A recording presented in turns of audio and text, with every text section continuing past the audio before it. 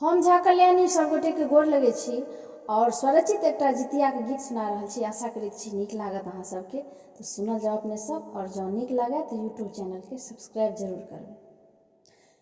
मिथिला में बड़े बड़े गुण मागे बहिना, मिथिला में बड़े बड़े गुण माँ, जितिया पाबनि बड़ सोहन माँ गे बहिना, मिथिला में बड़े बड़े गुण माँ, जितिया पाबनि बड़ सोहन माँ गे बहिना, मिथिला में बड़े बड़े गुण माँ। लाले लाले मरुआ के रोटी पकेबै, रहुआ बुआर तरे मन सो झोरेबै। लाले लाले मरुआ के रोटी पकेबै, रहुआ बुआर तरे मन सो झोरेबै। ननदी बिलहती आंगन मागे बहिना, मिथिला में बड़े बड़े गुण माँ, ननदी बिलहती आंगन मागे बहिना, जितिया पाबनि बड़ सोहन माँ। अपनहु उठब संगे नेना उठाएब, चूड़ा दही चीनी लक ओठगन कराएब।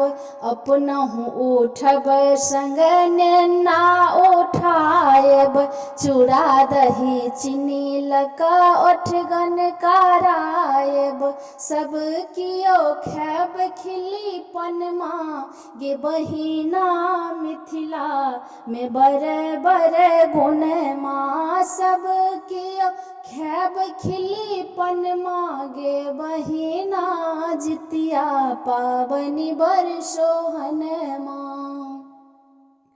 संतति ले निर्जल उपास हम करबै, झुमनी के पात पर तेल खर चढ़ेबै। संतति ले निर्जल उपास हम करबै, झुमनी के पात पर तेल खर चढ़ेबै।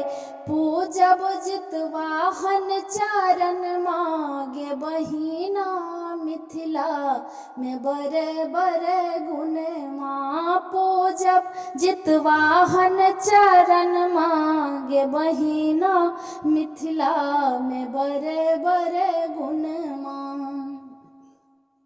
सुनब कथा सखी मन चित मारी, जितवाहन छथि मंगलकारी। सुनब कथा सखी मन चित मारी, जितवाहन छथि मंगलकारी। कर जरी करब नमन मागे बहिना, मिथिला में बड़े बड़े गुण माँ। कर जरी करब नमन मागे बहिना, जितिया पाबनि बड़ सोहन माँ। मिथिला में बड़े बड़े गुण मागे बहिना, जितिया पाबनि बड़ सोहन माँ। धन्यवाद।